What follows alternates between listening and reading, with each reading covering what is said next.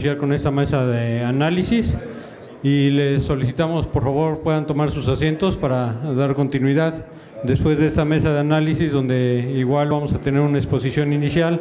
Nos van a moderar aquí con las participaciones de los expertos en la mesa, y posteriormente pasaremos al cierre de clausura en el mismo salón donde fue la inauguración.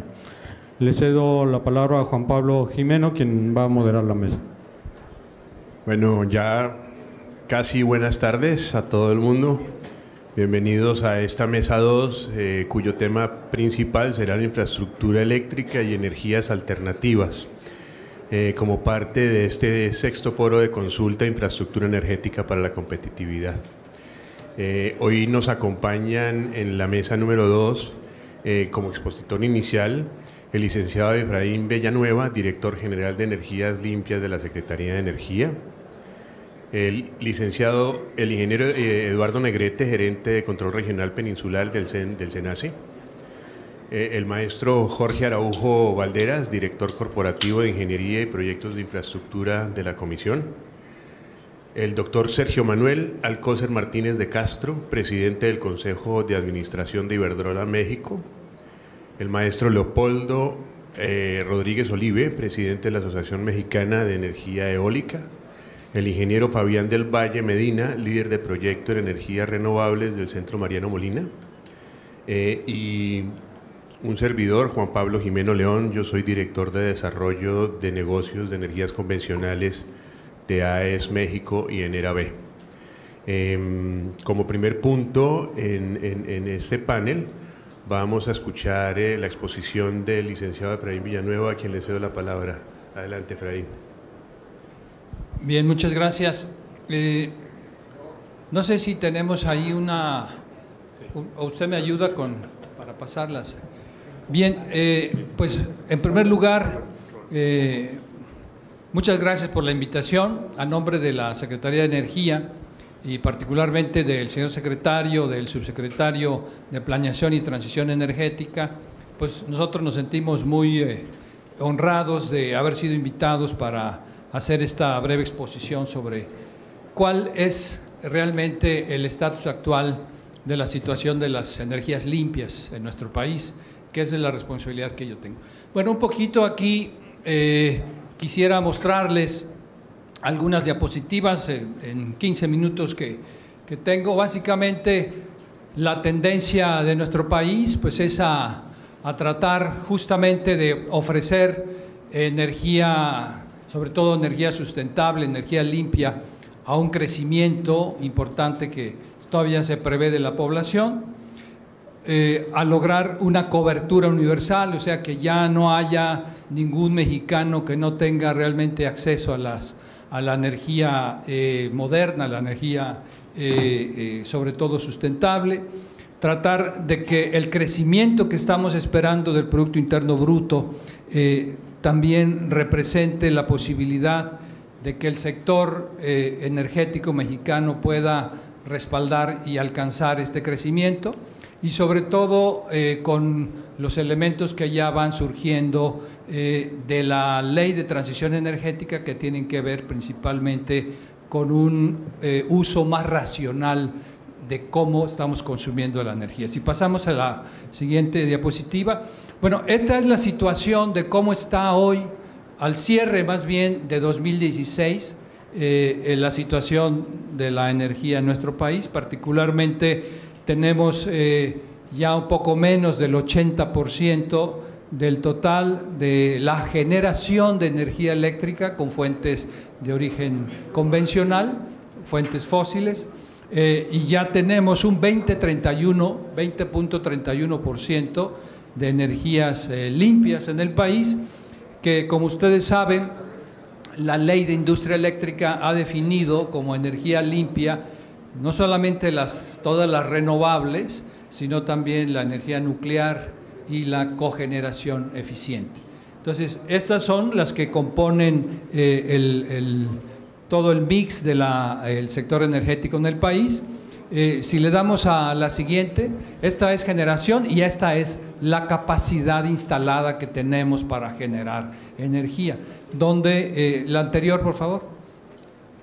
donde aquí ustedes pueden ver que ya el 28.81% de toda la capacidad instalada es precisamente con tecnologías que pueden permitirnos generar electricidad limpia. Y aquí está la distribución de las tecnologías que existen en el país. Ahora sí, la siguiente. Ahora, derivado de la reforma energética, pues nosotros hemos logrado que el Congreso de la Unión apruebe por lo menos 3 de estas principales leyes: la Ley de Industria Eléctrica, la Ley de Geotermia y la Ley de Transición Energética, que son las que dan hoy el marco precisamente para que nuestro país vaya haciendo esta transición hacia depender menos de los combustibles fósiles y poder iniciar este proceso de una mayor generación y una mayor producción con energías limpias. La siguiente, por favor. Y derivado de particularmente de la Ley de Transición Energética, a través de una gran participación del Consejo Consultivo para la Transición Energética, donde por cierto está representado el Consejo Coordinador Empresarial como parte precisamente de este consejo, ya se cuenta con una estrategia para promover el uso de tecnologías y combustibles más limpios, con una visión sobre todo orientada al 2050, en donde pretendemos tener un 50% del total de la generación de electricidad con fuentes limpias. La siguiente, por favor. Estas son las metas que tenemos ya en el país. Ustedes pueden ver las metas de la Ley de Transición. Son a partir de 2018, 25%, 2021, 30%, y la Ley de Transición Energética estableció justamente para el 2024 que debemos de tener un 35%. Luego, la estrategia también ha establecido estas metas adicionales, que ya no son metas vinculantes, pero sí son metas que están precisamente en una visión de qué es lo que debemos de tener al 2050, y que es el 50% del total de la generación de electricidad con fuentes limpias.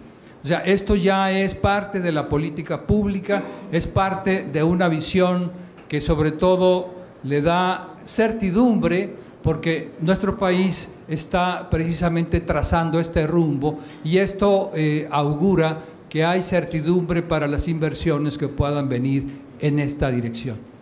Y algo que es importante de agregar, de que por primera vez en nuestro país se han establecido metas en la estrategia de eficiencia energética.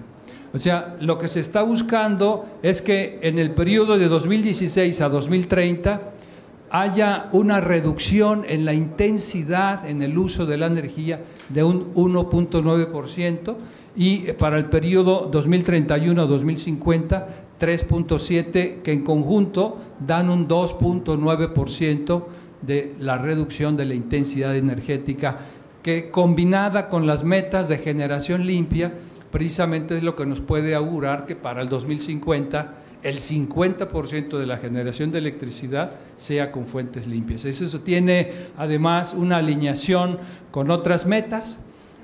Por ejemplo, el presidente de México, el presidente de Estados Unidos, el primer ministro de Canadá celebraron acuerdos para que a nivel región de América del Norte, o sea, Canadá, Estados Unidos y México, para el 2025 alcancemos el 50% como región de energías limpias. O sea, esto quiere decir que, por ejemplo, pues Canadá ya tiene un 80% de su generación de electricidad con fuentes limpias.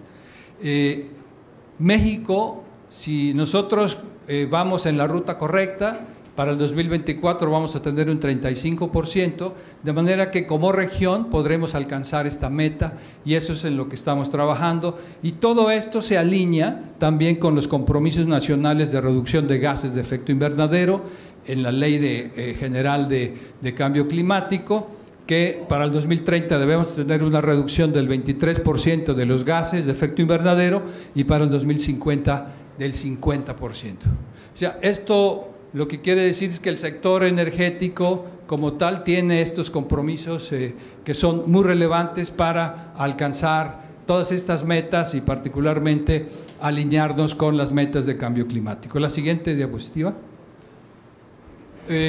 Tenemos también un programa especial de transición energética, que esto pues, lo mandata el Plan Nacional de Desarrollo. Es básicamente el mapa de ruta de cómo vamos a llegar al 25% para el 2018, que es el mandato para esta administración federal, donde tenemos también una visión de qué es lo que debemos de alcanzar y particularmente en la siguiente diapositiva, por favor, podemos ver los objetivos que están considerados en el plan, en el programa especial. Son 4 objetivos. El primero es aumentar la capacidad instalada y la generación de energías limpias. El segundo es expandir y modernizar la infraestructura e incrementar la generación distribuida y el almacenamiento. Subastas que hemos realizado, conducidas por la Subsecretaría de Electricidad, por el SENACE, con la participación de la Comisión Reguladora de Energía y con un gran entusiasmo de participación del sector privado, pues ya ustedes pueden ver, por ejemplo, en esta parte de la diapositiva, que de 1998 a 2015, realmente la generación eólica y particularmente la solar fotovoltaica, pues era minúscula. La solar fotovoltaica es esta parte verde aquí pequeña, que era nada más 56 megawatts. Ustedes pueden ver cómo varió esto con la primera y con la segunda subasta. Vean cómo creció los proyectos para generar con energía fotovoltaica, de un crecimiento realmente impactante, que son precisamente las herramientas surgidas de la reforma energética para facilitar la participación de las energías limpias en la matriz energética nacional. Y adicionalmente, algo que es importante destacar, que en la Ley de Industria Eléctrica se establecieron los certificados de energías limpias que representan una obligación para los grandes consumidores de energía con fuentes convencionales que tengan que bien empezar a generar energía limpia o bien adquirir los certificados, que de esta manera se convierten en un estímulo para quien invierte en generar energía limpia. Entonces, esto es algo importante y esto, por ejemplo, es lo que yo les decía de la tendencia de la generación distribuida, que es aquella que tiene menos de 500 kilowatts para generar en los techos de las casas, de los negocios, y esto viene creciendo de una manera realmente extraordinaria, ¿no? Y lo mismo, algo que quisiera destacar es cómo también el potencial geotérmico del país se ha estado reactivando con la nueva ley, con 21 permisos de exploración que ya entregamos nosotros, con 2 nuevas concesiones de explotación geotérmica, en donde una de ellas, por primera ocasión, es para una empresa privada, que es la empresa Grupo Dragón en Nayarit, y de estos 21 permisos, 8 de ellos son también para empresas privadas. O sea, quiere decir que la energía geotérmica tiene un enorme potencial, además de que es una energía muy, muy importante para nuestro país porque es una energía de carga base, es una energía con altos factores de planta. Entonces es importante. La siguiente, por favor. Y bueno, esto básicamente es lo que ya, otra de las herramientas importantes que han surgido de la reforma energética, el programa de desarrollo del Sistema Eléctrico Nacional, que es una planeación indicativa que ya va marcando cuáles son los proyectos que deben de irse generando y que también es una visión de cómo debemos de alcanzar las metas para 2024. Entonces ya el PRODECEN, que es un documento público que se puede consultar en línea y que además representa una ruta también sobre cuáles son los proyectos en los cuales se puede invertir.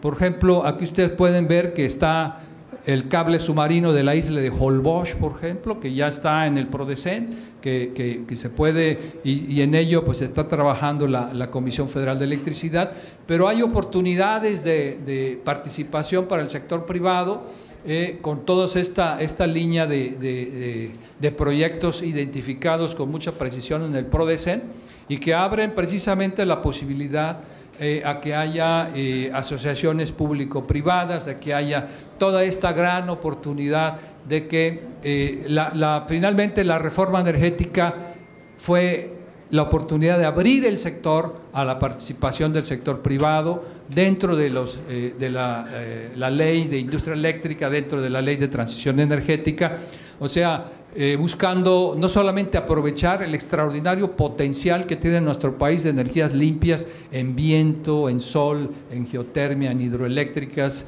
etcétera, sino también para lograr que haya un respeto al medio ambiente y que haya un respeto también escrupuloso a los derechos humanos, particularmente de los grupos más vulnerables como son las comunidades indígenas.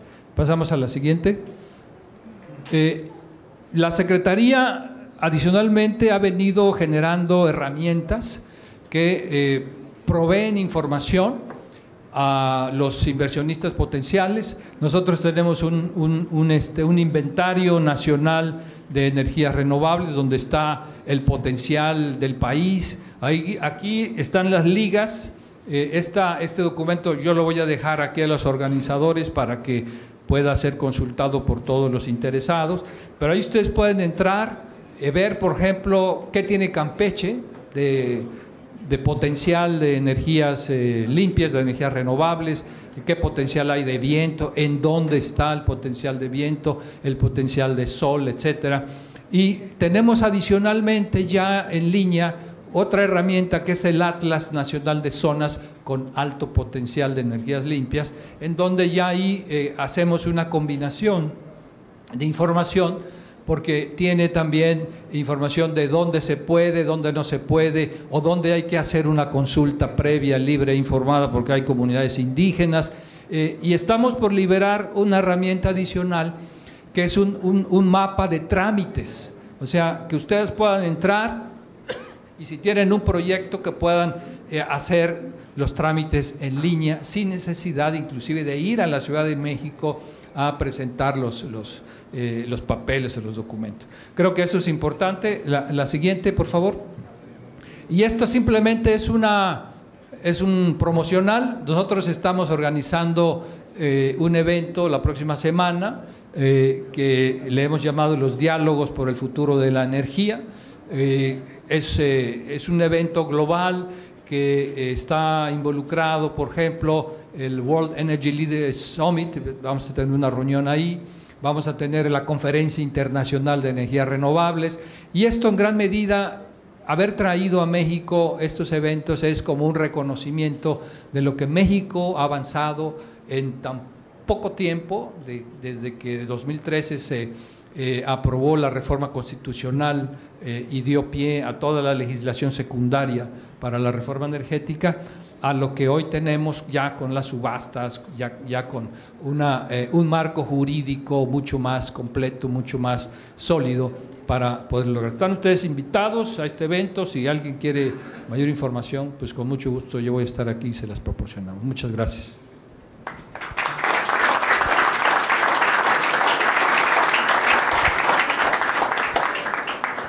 Bueno, muchas gracias, Efraín. Con base en esa presentación y siguiendo una línea de pensamiento en torno a la construcción de estrategia, la mecánica que vamos a seguir en el desarrollo de la mesa, junto con el panel, y le ruego por favor a la audiencia que se sirvan a intervenir cuando así lo consideren necesario, la idea es entrar en 3 pasos. Identifiquemos desde el punto de vista de cada uno de nosotros en dónde estamos, a dónde queremos llegar y qué ejemplos podemos tomar de la experiencia internacional cercana, y el tercer punto sería el cómo lograr llegar a donde queremos estar y qué propuestas y acciones debiésemos seguir para alcanzarlo, ¿no? Entonces, en ese sentido, pues, y con base en la amable presentación que Efraín nos ha hecho, y de acuerdo con esa visión que se ha planteado el gobierno en torno al desarrollo del sector energético mexicano, de alcanzar por lo menos un 50% de generación renovable de aquí al 2030, luego de 3 años de que la reforma haya entrado en vigor y de 3 subastas, ¿en qué circunstancias estamos hoy? Esa sería la primera pregunta, ¿cómo lo vemos? Y yo creo que debiésemos darle la palabra a la Asociación Mexicana de Energía Eólica en primer lugar. Adelante, Polo. Yo creo que en donde estamos, pues el año pasado marcó un parteaguas en el sector eléctrico. Bueno, me iría un poco más atrás.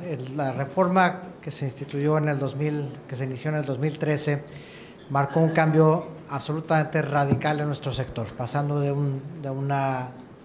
un sector tremendamente regulado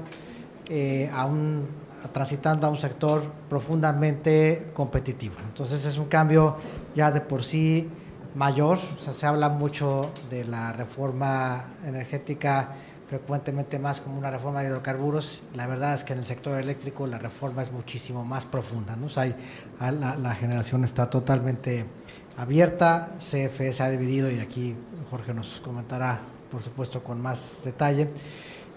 Pero también ocurrió algo que ansiábamos que se diera, México le venía apostando mucho exclusivamente a la tecnología a tecnologías basadas en gas natural, y pues para sorpresa de muchos, algunos ya lo veíamos venir desde antes, pero tomó un rol muy relevante en las subastas del año pasado la participación de las energías limpias. Efraín nos comentaba, no es casualidad que tanto la tecnología eólica como la solar fotovoltaica literalmente arrasaron en las 2 subastas del año pasado, gracias a 2 factores: el incentivo de los certificados de energías limpias, sin dudas, pero también la participación con ofertas a precios que pues muchos no podían creerlo, ¿no? Precios extraordinariamente competitivos al tú por tú con las tecnologías convencionales, ¿no? Entonces, ahí hay un cambio verdaderamente profundo. Ahí estamos en medio de un proceso en el que tienen que definirse todavía aspectos importantes de la regulación, reconociendo que lo que se ha implantado hasta ahora se ha hecho en tiempo récord y cumpliendo muchos hitos en tiempos.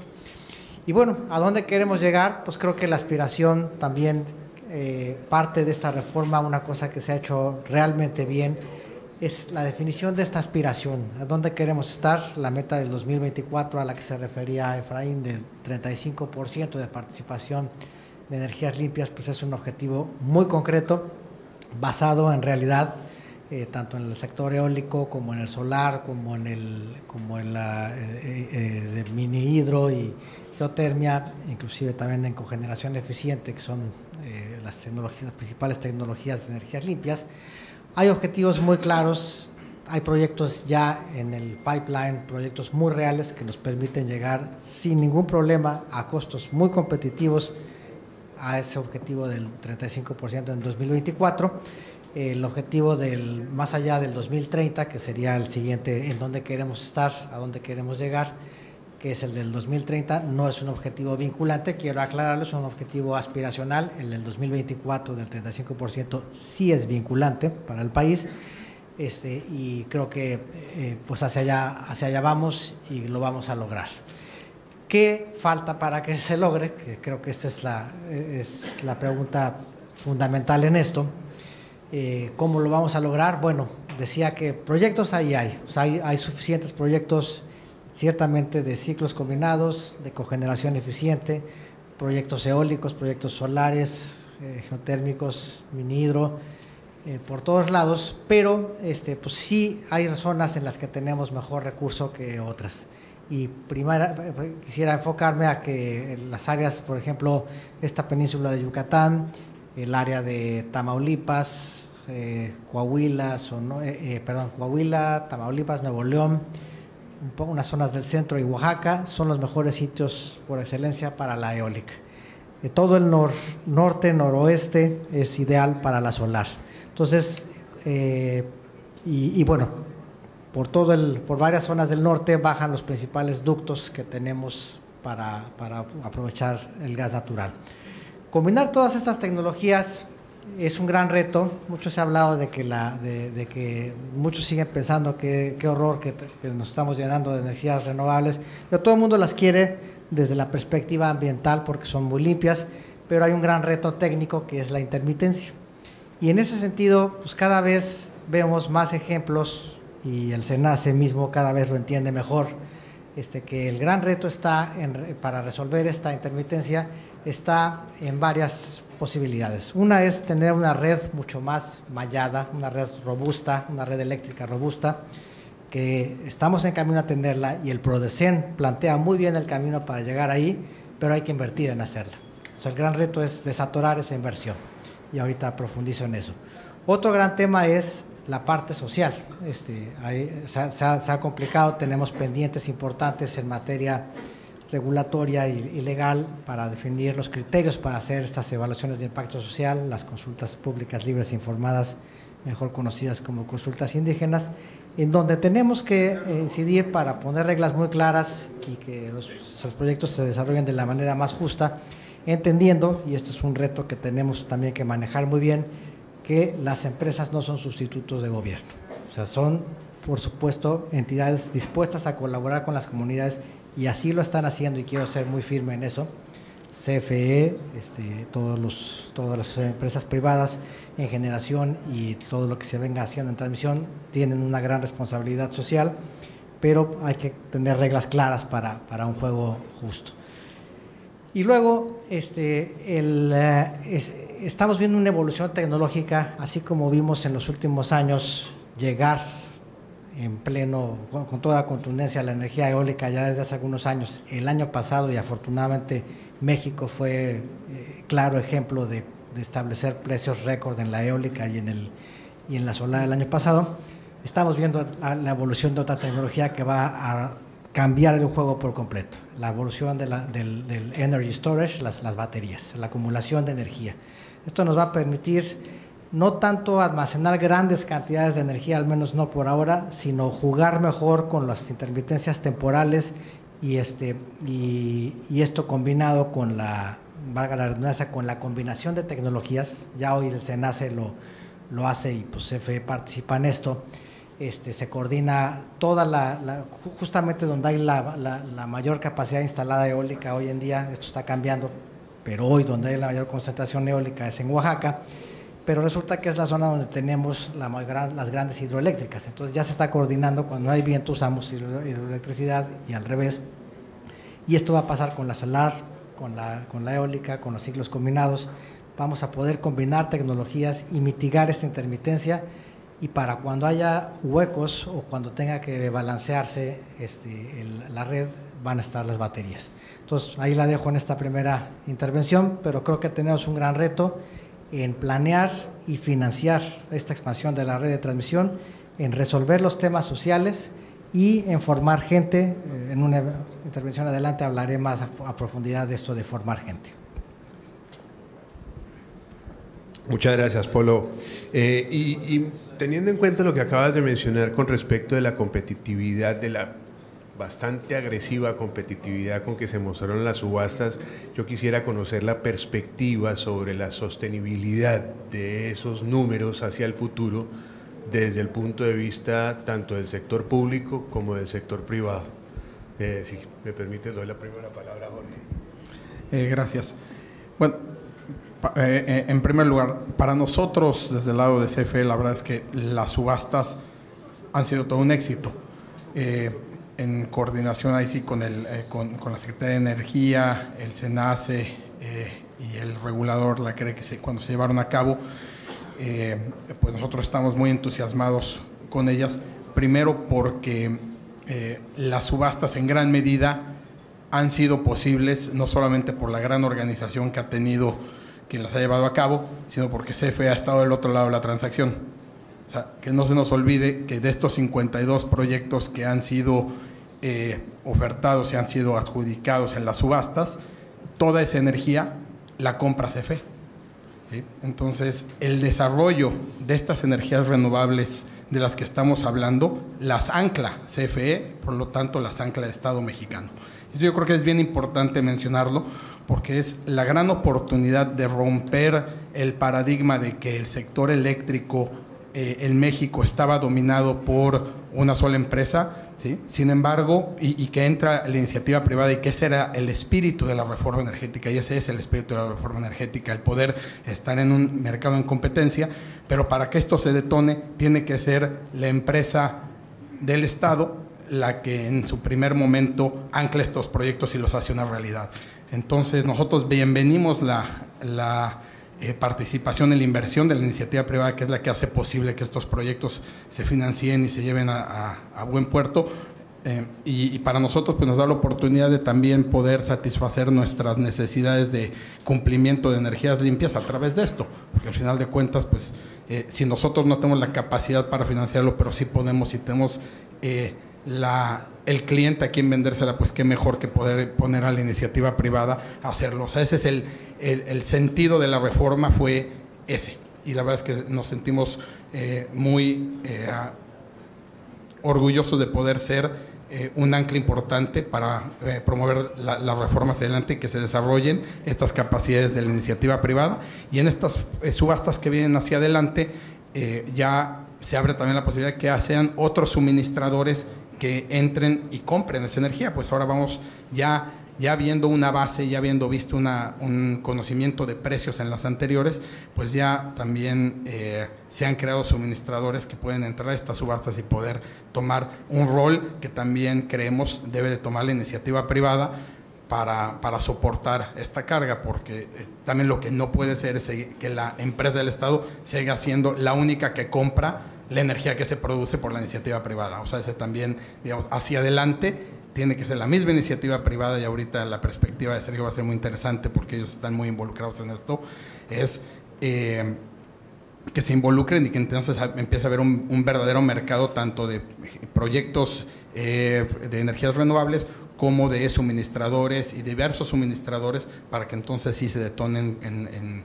en plena forma el mercado eléctrico. Ahora, a tu punto de los precios, te digo, la verdad es que fueron precios históricamente bajos que marcaron sí un cambio un cambio verdadero de nivel de precios de lo que se había estado ofertando en los mercados internacionales cuando se dio la primera subasta en México. En su momento y previo a la subasta, cuando salió CFE con su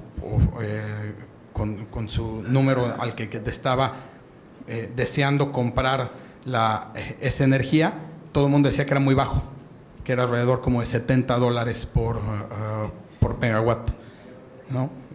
Y quiero nada más para ponerlo como perspectiva, y todo el mundo decía, uy, no, nadie va a participar, no va a haber ni un proyecto, va a quedar desierta la subasta, ¿no? Y nosotros, pues, la verdad es que veíamos como un número que pues, estaba pues, agresivo, y acabaron estando en promedio por ahí de los $33, ¿no? O sea, para darles una idea de lo agresivo que fue el mercado, ¿no? También otra cosa que se decía ahí, no, es que CFE va a participar como comprador y como vendedor, y va a ser todo un chanchullo, y se van a meterlo de una bolsa a la otra, y la iniciativa privada no va a poder participar. Pues también ahí otro resultado en la subasta es que nosotros participamos con una de nuestras centrales de energía geotérmica, en la que no fuimos competitivos. Metimos ahí una oferta y quedamos muy por arriba del promedio y no fue adjudicada. Y eso pues, nos hizo aprender que pues, tenemos que, ahora sí que afilar el lápiz, y en la segunda oportunidad, en la segunda subasta, entramos de nueva cuenta con esa misma central y con una central en potencia de ciclo combinado, y esta vez fuimos muy competitivos, y esta vez sí pudimos colocar estas dos. Entonces, lo que esto nos enseña es que todos estamos aprendiendo, los precios sí son agresivos, creemos que sí son realizables, y bueno, hay garantías que están poniendo los desarrolladores en firme, que pues por lo menos les pone la presión de que si no, pues sí les va a costar pues, dinero de su bolsa. Entonces, nosotros monitoreamos todos estos proyectos de forma muy puntual, algunos van mejor que otros, pero pues esperamos que en su gran mayoría lleguen a buen puerto, y los que no, pues bueno, siempre está la posibilidad de por lo menos para la comisión resarcir los daños que pueda tener a través de las cartas de crédito que se hayan dejado y tal, ¿no? No, o sea, sin embargo, del lado de la CFE no estamos en el negocio de cobrar cartas de crédito, estamos en el negocio de vender y ser suministrador de energía. Entonces, pues ojalá estos proyectos lleguen a buen puerto y les damos un monitoreo muy puntual. Bueno, gracias, Jorge. Tu perspectiva desde el punto de vista privado. Muchas gracias, Juan Pablo. Primero que nada, yo quiero agradecer a la Cámara Mexicana y la Industria de la Construcción su amable invitación. Pues me da mucho gusto estar en la mesa con Jorge Araujo de la Comisión Federal de Electricidad. Iberdrola le suministra a la Comisión Federal de Electricidad básicamente el 80% de la energía que genera Iberdrola, de manera que para nosotros la relación con la Comisión Federal no es una relación cliente-proveedor, ni mucho menos, es una relación de socios, es una asociación estratégica, y por supuesto igualmente con el SENACE, con quien tenemos una interacción cotidiana en el suministro de energía eléctrica. Mencionaba Apolo que la reforma eléctrica, la reforma energética en su sector eléctrico, es una reforma profunda. Yo diría que es una reforma además la más compleja, porque en el caso de la de hidrocarburos se echaron a andar áreas que Pemex no estaba cubriendo, el caso de las aguas profundas. En el caso del sector eléctrico, pues es como anillar un motor que está funcionando. Eso es más o menos lo que se ha tenido que hacer con una reforma eléctrica, en donde el sistema tiene que seguir operando, no obstante que se le hacen cambios, y es el caso de SENACE, en donde de repente lo desconectas de CFE y ahora lo conectas al resto del país, y sin embargo tiene que seguir operando. Entonces, me parece que es muy importante que entendamos la profundidad y la complejidad de la reforma, como también me parece que tenemos que valorar el enorme esfuerzo que ha hecho la Secretaría de Energía, tanto la Subsecretaría de Planeación y Transición Energética como la Subsecretaría de Electricidad, para que en tan poco tiempo una reforma de este calado esté dando los resultados que está dando. En otros países estas reformas han tomado mucho más tiempo, el caso de Chile, el caso de España mismo, el caso de Italia, y bueno, yo creo que esto es algo que es necesario que todo el sector, no únicamente el sector gubernamental, también el sector privado, difundamos en su justa dimensión. Tomo el ejemplo de dónde estamos a través de lo que hace Iberdrola en México. Iberdrola tiene casi 20 años en México. Actualmente genera o tiene una capacidad de generación de 6,000 megawatts y está invirtiendo en este momento 3.500 millones de dólares en la construcción de 10 plantas de generación y de cogeneración. Es la empresa del sector energético, incluyendo el sector hidrocarburos, que más está invirtiendo en construcción y en infraestructura en México. Ciertamente hay promesas de inversión de varios miles de millones de dólares de las empresas petroleras, pero son en un horizonte de 10 a 20 años. En el caso de Iberdrola son 10 proyectos que actualmente se están construyendo para Comisión Federal, para otros consumidores, tanto en ciclos combinados como en fotovoltaicas y de generación eólica. Esto pondrá a Iberdrola para que el año 2020 genere más energía eléctrica en México de lo que genera Iberdrola en España. Ya somos el segundo generador de energía eléctrica, por supuesto, después de la Comisión Federal, y Comisión Federal seguirá siendo por muchísimos años, seguramente toda la generación que nos toca vivir, el principal generador, y qué bueno que así sea. Y para el 2020, 2019 estarán listos todos estos proyectos. Yo quisiera destacar uno de ellos que mencionaba Jorge indirectamente, que es el proyecto del Carmen. Es un proyecto que fue anunciado por Iberdrola en marzo de este año. Es un proyecto de 866 megawatts, es una planta de ciclo combinado cerca de Monterrey, que va a suministrar el 100% de la energía eléctrica al mercado eléctrico mayorista. Si no le va a vender un kilowatt hora a la Comisión Federal de Electricidad, sino todo se va a vender en el mercado, justamente reconociendo las bondades de la reforma energética. Está participando además Iberdrola en la tercera subasta de largo plazo, apostando por 9.5% de la oferta que realizó la Comisión Federal de Electricidad, y es una de las 2 empresas privadas que pujó dentro de esta tercera subasta. ¿Por qué lo hace Iberdrola? Porque hay condiciones en el país que le permiten en un mediano y largo plazo apostar por un país que está creciendo, ya nos lo mencionaba Efraín, con una un crecimiento del orden de 2,5%, 3,5%, y esto implica que va a haber un mayor consumo de energía eléctrica, por supuesto, y qué bueno que haya medidas de mayor eficiencia energética. Pero bueno, pues le apostamos porque es un país estable, porque es un país en donde, si bien tiene retos, sin lugar a dudas es una oportunidad para que se puedan realizar negocios. Ahora, esto es en donde estamos, hacia dónde creo que tenemos que caminar.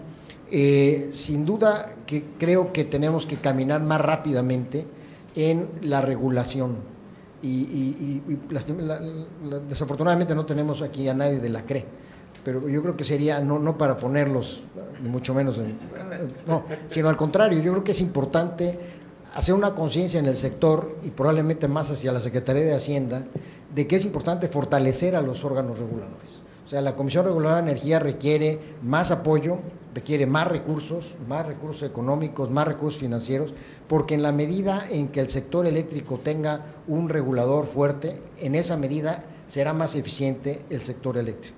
O sea, a todos nos conviene que la CRE tenga más dientes, que la CRE tenga una mayor actividad, mayores posibilidades de desarrollo, y lo mismo le pasa al SENACE, naturalmente, me parece que es muy importante. Me parece que hay áreas de oportunidad que creo que hay que aprovechar estos tiempos para identificar, y si no resolver en lo que queda de esta administración federal, sí plantearlo para la siguiente administración.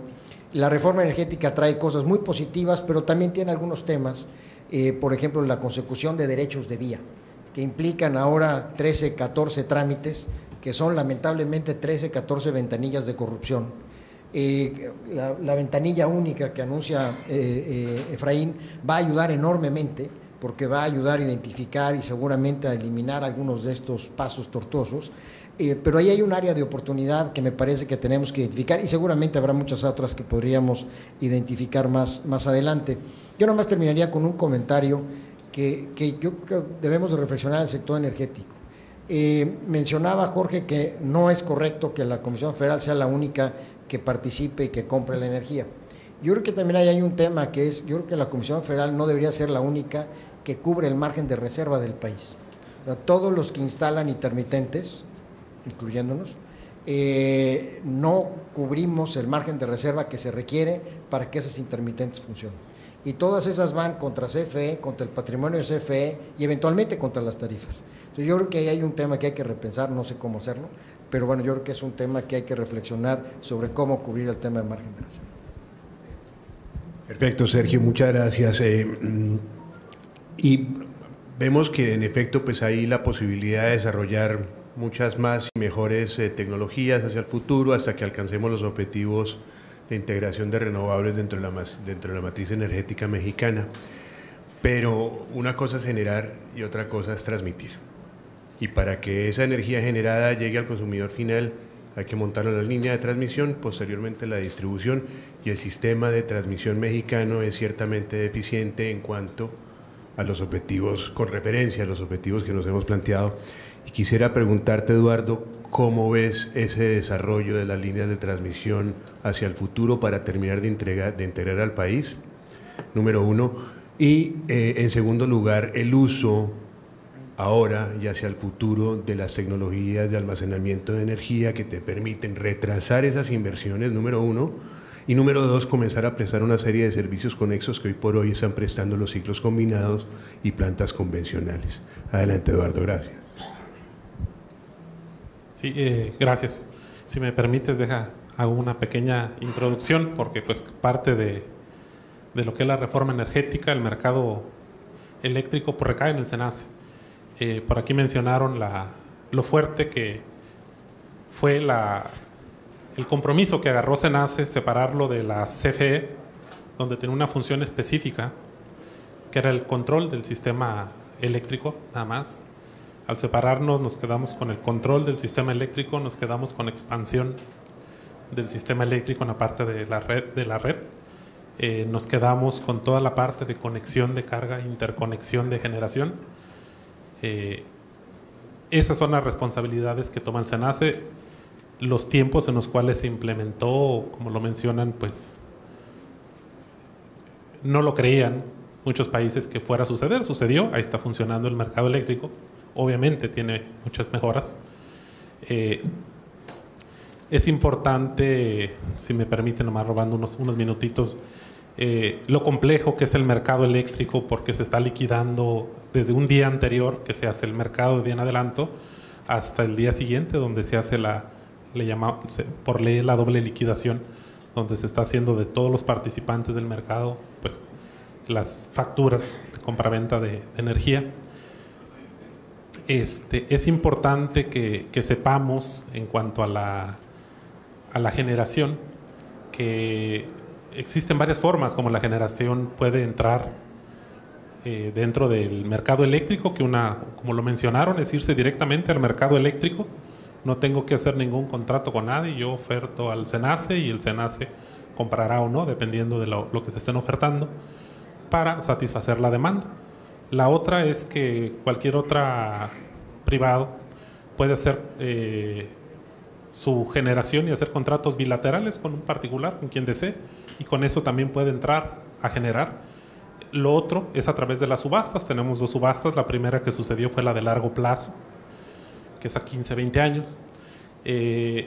Como referencia, bueno, pues estamos aquí en la península. La mayoría de los proyectos de la primera subasta cayeron aquí, en especial en Yucatán. De los creo que fueron 12, 9 cayeron en la península, como 1.300 megawatts de generación intermitente. Ya ahorita se está trabajando en la primer subasta de mediano plazo, pues ya es en este mes, que ese es para 2018, 19, 20. Son los medios que tiene la generación para poder entrar. Todo esto con una referencia, hablaban de los precios. El mercado eléctrico, el SENACE publica todos los precios marginales locales y es una referencia para que todos aquellos que quieran participar pues sepan el precio de la energía. Obviamente en un contrato bilateral pues ponen los costos, el precio que hayan acordado, pero el SENACE está publicando los costos. Parte de lo que la primera subasta haya caído acá en la península pues es los costos tan altos de los PML, ¿verdad? Es atractivo. En teoría pues ahí las fuerzas del mercado deben equilibrar y deben de bajar los precios, y en un futuro pues a lo mejor van a buscar localizarse en otros lugares donde sea más atractivo para la generación, no para la carga, pero sí para la generación. El gran reto que mencionaron aquí para SENACE es el control precisamente de todas esas energías intermitentes, porque pues tiene un costo a tener las energías intermitentes. SENACE tiene que asegurar la confiabilidad del suministro y para eso debe mantener reservas. Y esas reservas, dependiendo de la energía, la cantidad de energía intermitente de ese tamaño, van a tener que ser las reservas, porque bueno, pues las solares ya sabrán, en cuanto empiece a retirarse el sol, pues se va a ir para abajo toda esa generación, y SENACE deberá tener reserva suficiente para poder suministrar en poco tiempo todo ese tipo de generación. Hablaban de que pues ahorita ya se está haciendo una coordinación en el sureste del país, lo que es el istmo de Tehuantepec, donde hay mucho eólico, la coordinación con el hidráulico, porque muchas veces llegan a saturar la red cuando coinciden. Antes hacíamos una coordinación, le llamábamos hidrotérmica, lo térmico con lo hidráulico. Ahora hacemos hidrotérmica, hidráulica, eólica, solar. Hay que coordinar todas esas tecnologías para que se tenga el equilibrio. Perdón, ese nomás era como introducción. Ahora, en cuanto a la red, bueno, pues la Secretaría de Energía pone el plan indicativo del crecimiento de la generación o la localización de la generación. En base a esa política que desarrolla la Secretaría de Energía, el SENACE hace la expansión de la red de transmisión. Debe haber un equilibrio total. Si hace falta generación, pues vamos a meter mucha red. Si hay generación, bajamos la red. Obviamente, al meter mucha red, esto al transportista pues se le debe traducir en una tarifa que pueda sostener esa red que le están transfiriendo. En particular ahorita, pensando en todo el parque intermitente que está entrando, pues se desarrolló la parte de las líneas en corriente directa, que ahorita bueno pues están para 2022, al menos en esta parte acá de la península, y que nos permite poder suministrar y sacar la generación que se pudiera tener en la península. Básicamente la estrategia es ahorita la corriente directa que aparece en todo el país y que nos da la flexibilidad de poder controlar el flujo de energía a través de ella. No sé si quedé pendiente con alguna pregunta. Almacenamiento. Ok, almacenamiento como tal ahorita, bueno, me faltó una. Aparte de todos los, de que pueden ir al mercado, de que están los diferentes formas de participar, están los servicios conexos. Hay solicitudes que van directo hacia SENACE, donde, bueno, yo quiero construir, y pues AES es uno de los primeros que está proponiendo, al menos ya tenemos una solicitud de almacenamiento por 40 megawatts en la península. La vamos a ver mucho más amplia, el gap se va a hacer cada vez más amplio. ¿Cómo hacemos para que estos comulguen? Bueno,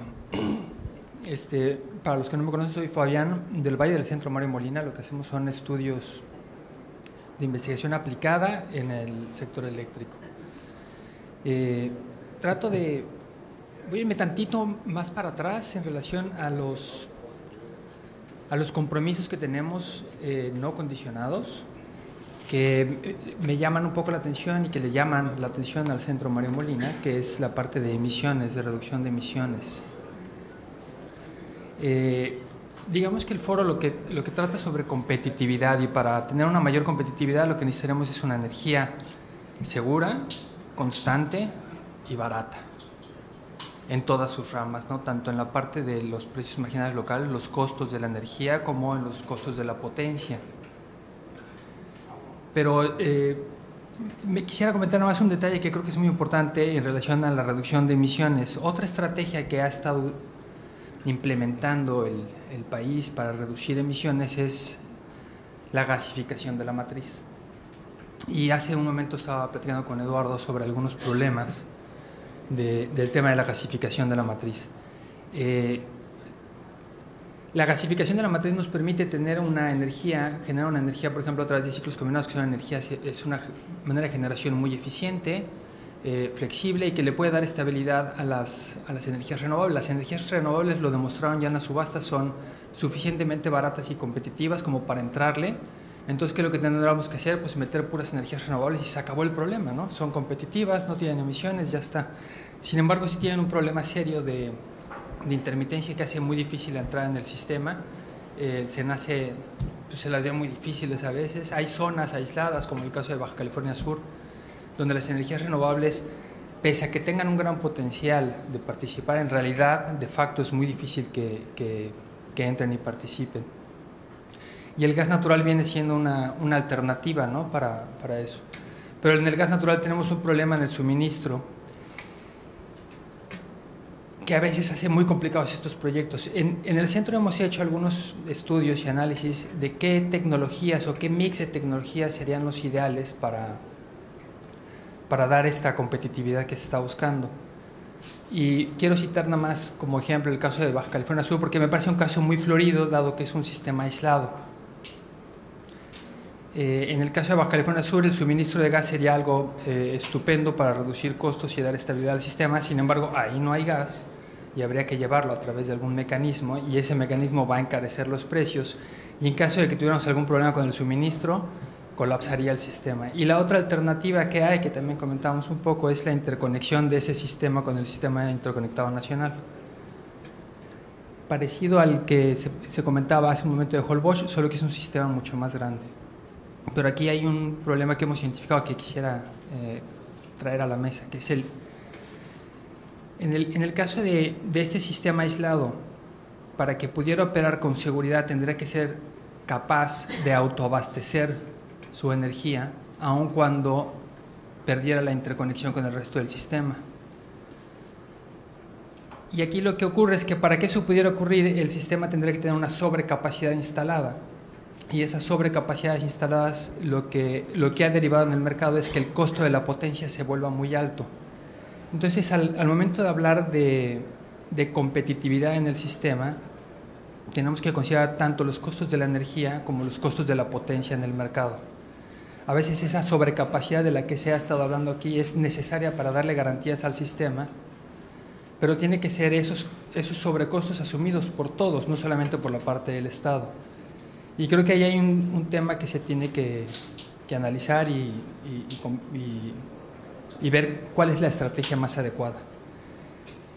Otro tema que yo tengo en mi acordeón, me hice un pequeño acordeón, que creo que es relevante, es los compromisos que tenemos como país, es el reducir emisiones en distintos sectores. El sector más contaminante a nivel mundial es el sector eléctrico. En el caso de México no es así, en el caso de México es la parte de transporte.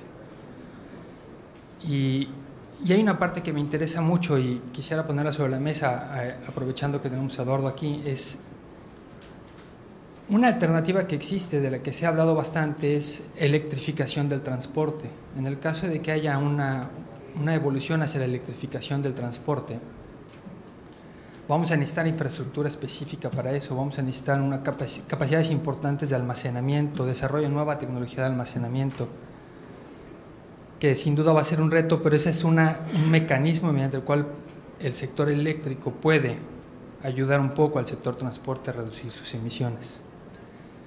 En fin, hay otro tema también que me parece muy importante que se comentó muy al principio, que es la eficiencia energética, y nada más es un punto que quisiera traer también a la mesa. Cuando hablamos de eficiencia energética hay muchos retos que tenemos en relación a reducir la intensidad energética, pero la reducción de intensidad energética es la reducción del consumo de energía para fines productivos, es la reducción de consumo energético para producir una unidad del Producto Interno Bruto. Y tanto México como prácticamente todos los países han venido reduciendo su intensidad energética, pero irónicamente este no es el único tema que habrá que analizar. No solo la intensidad, sino el consumo per cápita. El consumo per cápita da la casualidad que conforme reducimos nuestra intensidad energética, tenemos menos costos para producir dinero, por lo tanto nos hacemos más ricos y al tener más rico gastamos más y derrochamos más. Si lo que queremos es realmente reducir emisiones, no solo tenemos que ser más eficientes en la parte de la industria, sino también tenemos que ser más responsables en nuestro consumo en el hogar.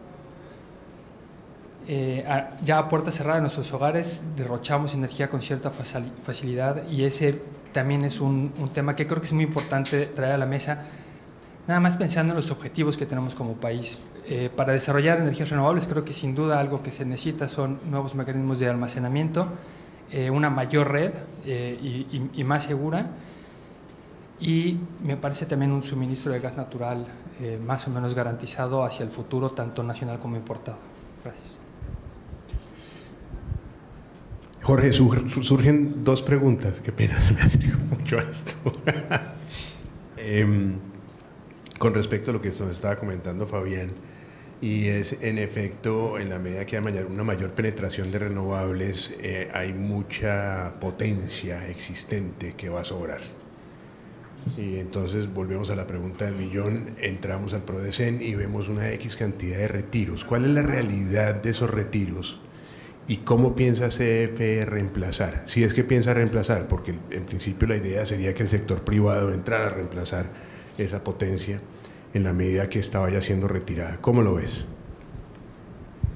Bueno, en primer lugar, en términos de los retiros, yo creo que el PRODECEN por sí mismo pues es un documento indicativo de lo, digamos, de lo que se va viendo dentro de las trámites de permisología, de lo que va caminando, y se va dando una idea de lo que se va creando. Sin embargo, particularmente para proyectos de generación de gran escala, ¿sí? El tener un permiso, de tener un permiso a ejecutar un proyecto, hay un gran vacío, ¿no? Es un camino muy tortuoso y muy largo. Si lo vemos hoy, fuera de los proyectos que está desarrollando Iberdrola, que nos estaba comentando Sergio, son pocas las empresas que realmente están llevando a mercado proyectos nuevos de energía de gran escala. En ese sentido, pues, el poder nosotros, lo que ves ahí reflejado de los retiros, tenemos que ser también muy cautelosos en cómo los vamos ejecutando, porque el apagarle, si no hay de veras algo detrás, más que una serie de permisos de alguien que dice que lo va a llevar a cabo, pues entonces sí ponemos en riesgo la estabilidad del sistema y del suministro. Entonces, a pesar de que ahora en el nuevo rol del rol de la CFE, de una empresa productiva del Estado, no está en nuestro, código el ser el responsable del suministro del sistema, pues también el día que pase y que de repente hay un apagón, pues no vamos no puedes salir a decir que no fue tu culpa, que porque alguien no construyó una central, ¿no? Eso sería irresponsable de nuestra parte. Entonces, lo que se ve en el PRODECEN de cómo vienen los retiros, creo que tenemos que ir midiendo cómo realmente se van desarrollando los proyectos, tanto anclados a través de las subastas de terceros, ¿sí? E incluso nuestros, ¿sí? Para poder ir midiendo de veras a qué velocidad vamos a ir tomando esas decisiones de retiro. Pues por nosotros ya están ahí, estuvieran listas para darlas de baja, pero si lo hiciéramos ahora no sería lo ideal, y aquí Eduardo nos podría complementar sobre ese punto. Y por otro lado, de los proyectos que nosotros, cómo vamos a sustituir y cómo vamos a crecer, ahí sí difiero un poco contigo de que deberían ser los terceros. Pues nosotros seguimos siendo competencia, o sea, la reforma energética tampoco se trata de desaparecer a la CFE, no, es ponernos en un mercado en competencia y nosotros ser suficientemente capaces de crear nuevos proyectos de inversión con tecnología de punta, ya sea de renovables o de gas natural en este caso, pues para poder ser competitivos y seguir creando proyectos. Yo siempre digo, y sobre todo en un área como la mía, en la que mi responsabilidad es llevar a cabo todos los proyectos de infraestructura, pues que la CFE, además de ser una empresa de suministro de energía eléctrica, es una empresa de proyectos, porque si no tienes proyectos, eventualmente el mercado te desplaza. Entonces, ¿qué estamos haciendo? El modelo cambió. O sea, la forma en la que salían los proyectos de generación en México, pues estaba el POICE, muy claro de, bueno, tenías el pipeline de cuántos proyectos tenías que sacar dada la demanda que esperabas, y los íbamos haciendo pues uno tras otro. Ahora en este mercado en competencia sí nos encontramos dentro de CFE entre una nueva realidad en la que tenemos que ver primero qué proyectos son rentables, dónde los vamos a localizar, cómo los vamos a fondear, y además quién es nuestro cliente final. O sea, tienen que estar anclados como cualquier otro proyecto de cualquier otra empresa que participe en el mercado, pues tiene que estar anclada a algo, o los ponemos en la subasta para que sean tengan un off-taker del otro lado a través de algún suministrador, o a través de contratos con privados o de suministradores calificados. O sea, sí es un cambio de paradigma importante para nosotros, y estamos ya transitando en ese nuevo camino en la que las empresas de generación pues tienen que crear sus propios proyectos y ver si se asocian con algún socio de la iniciativa privada para poder desarrollar estos proyectos en conjunto, coinvertir. O sea, sí buscamos, sabemos que solos no lo podemos hacer, y sí buscamos la participación con la iniciativa privada para poder desarrollar nuestros proyectos. Un poco, perdón, complementando lo que menciona Jorge. Esa parte del retiro de generación la tiene contemplada la ley por la parte de confiabilidad.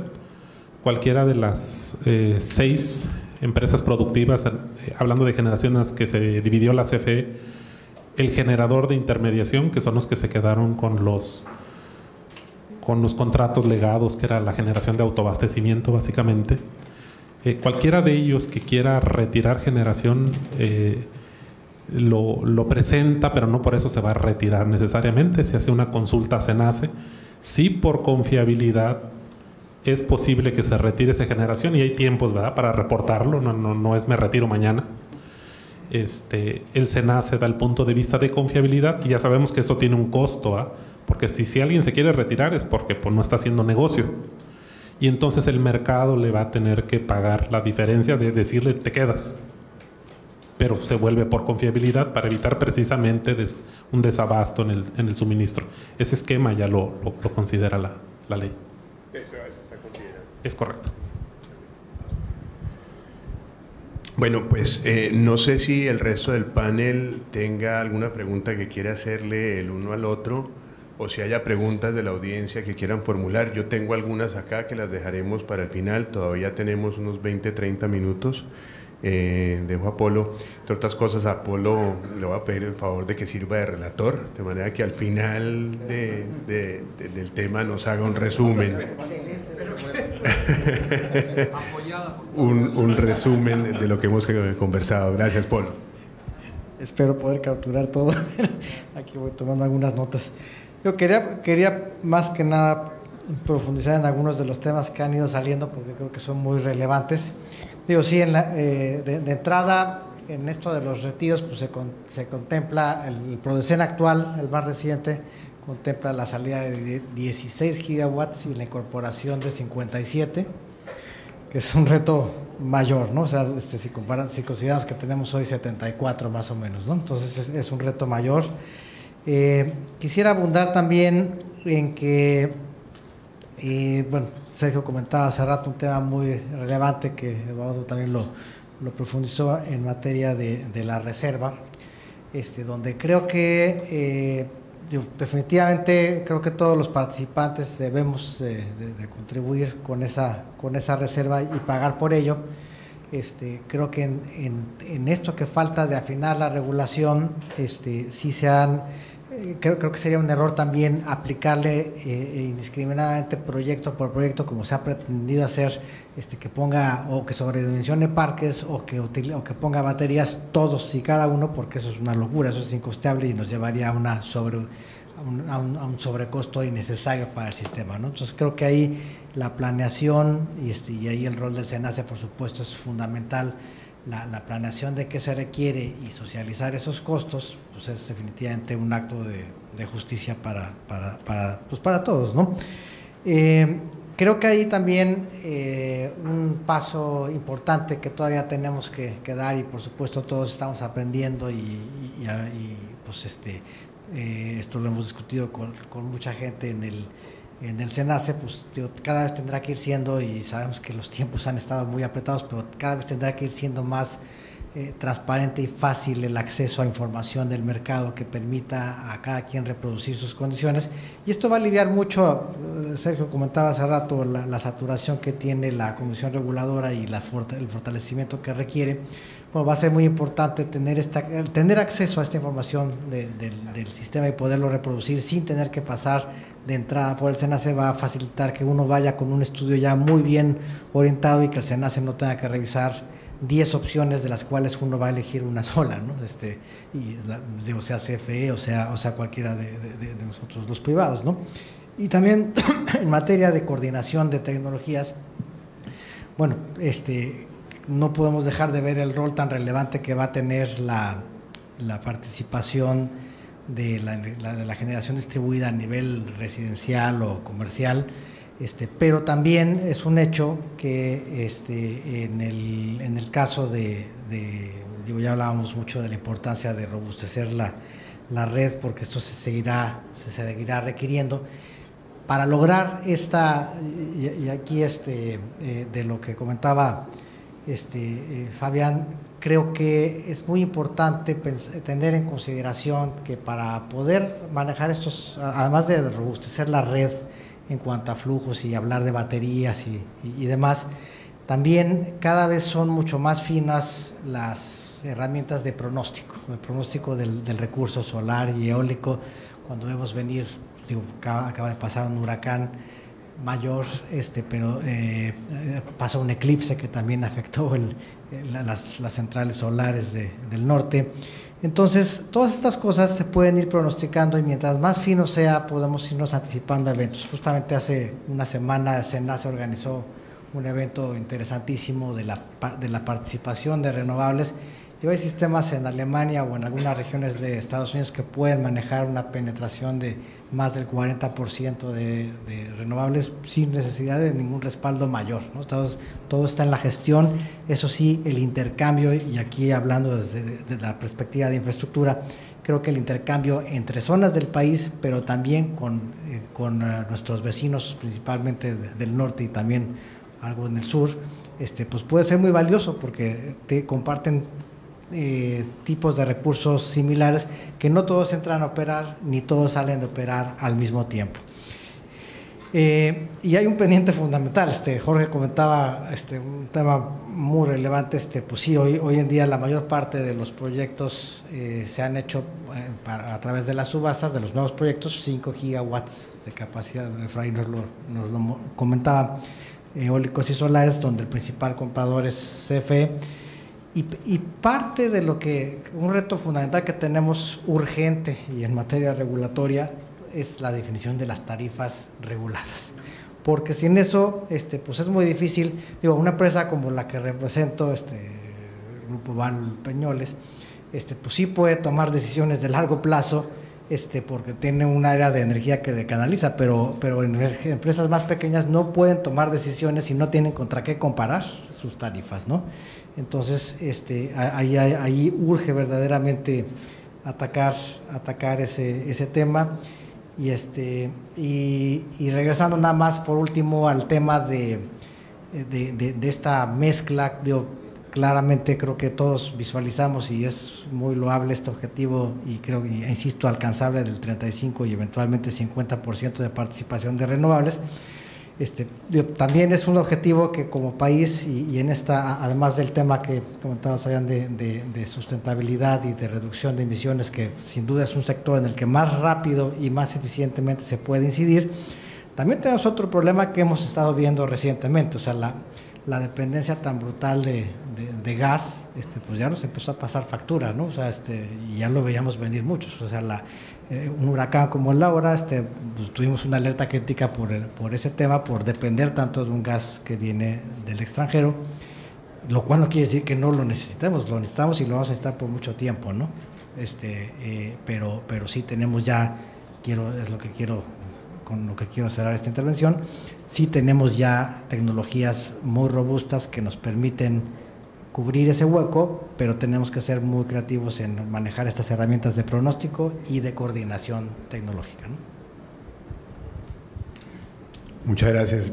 Para decir que no querías hacer una relatoría, lo hiciste perfecto, es decir, resumiste la reunión en 2 segundos, muy bien.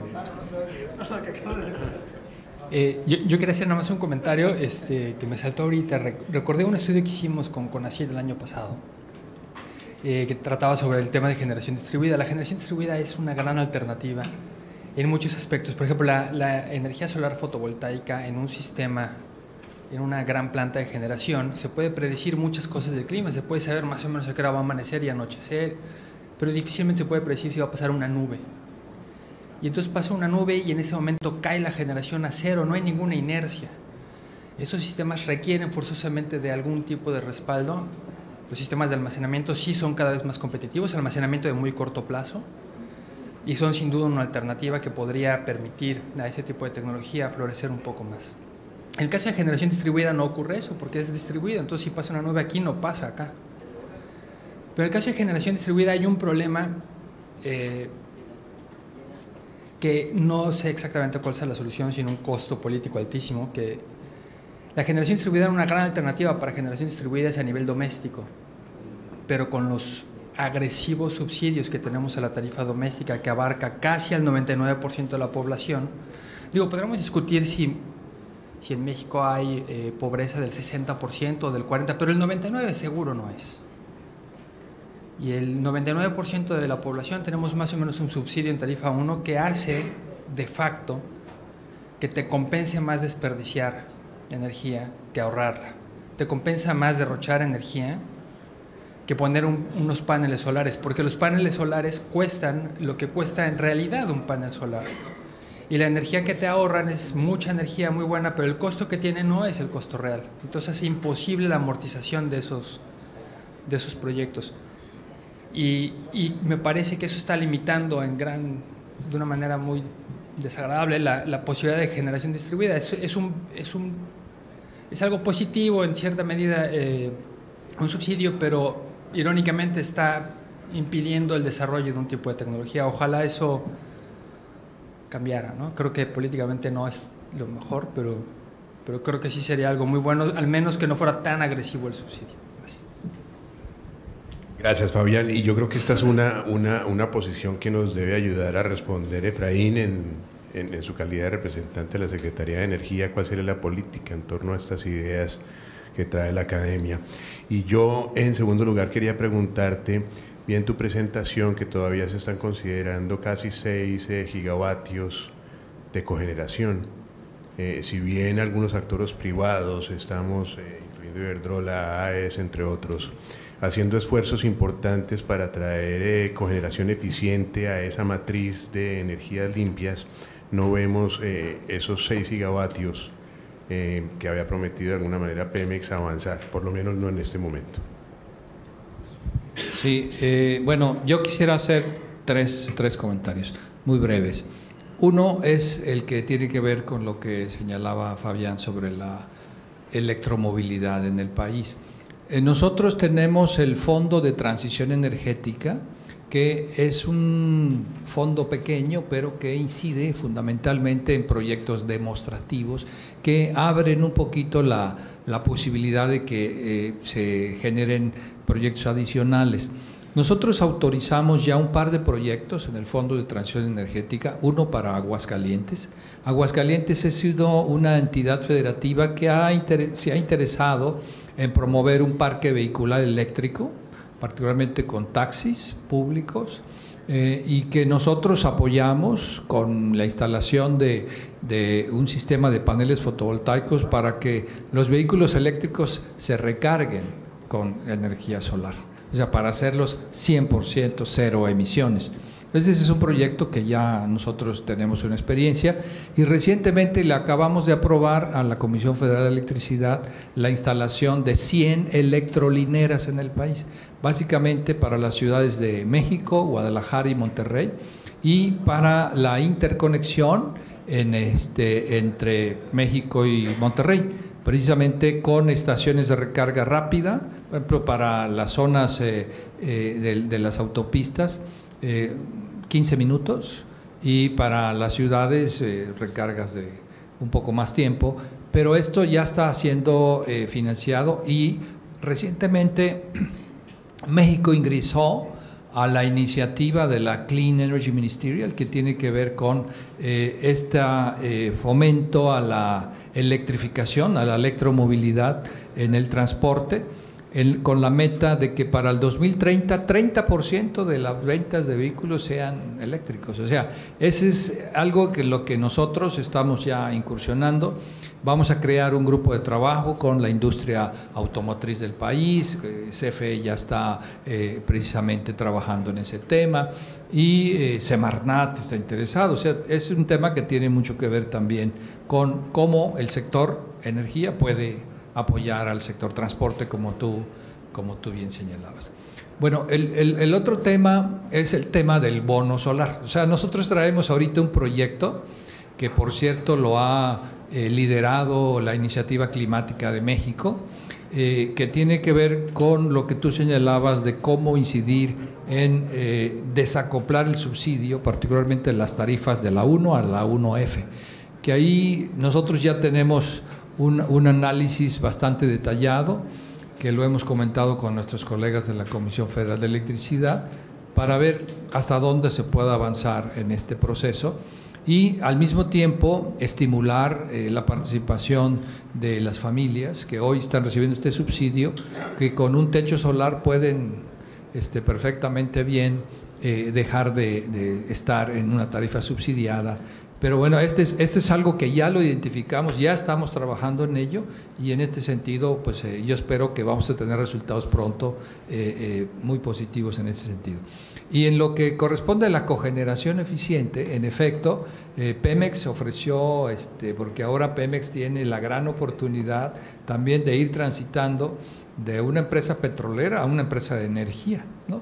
Entonces, la oportunidad que tiene Pemex, e inclusive la Comisión Federal de Electricidad, de que sus procesos pueda hacer cogeneración eficiente, pues eso está indudablemente está asociado con las posibilidades también de financiamiento que puedan tener las empresas. Pero sí, ese es un tema que sin lugar a dudas está en la cartera de proyectos que nosotros estamos viendo, que se puedan traducir, porque representa también un apoyo muy importante para cumplir con las metas de energía limpia. O sea, la cogeneración eficiente es una gran posibilidad, pero sí todavía hay que ver algunos temas de financiamiento que son con los cuales estamos trabajando, inclusive para la generación distribuida.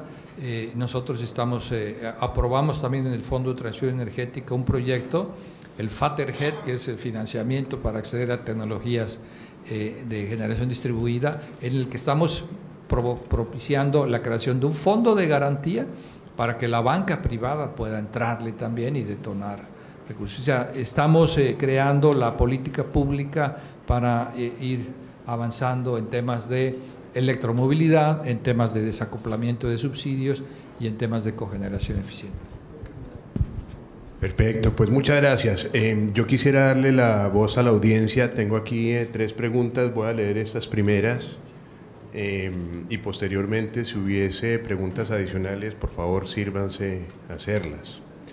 Entonces, esta primera pregunta nos la presenta el ingeniero Carlos Illesgas y pregunta: ¿qué organismos están enfocados a financiar proyectos de energías limpias, Efraín? Bueno, yo mencionaba que la Secretaría de Energía tiene en este momento por lo menos 3 fondos importantes. Uno, ya mencionaba, que es el Fondo de Transición Energética, que da apoyo para proyectos demostrativos.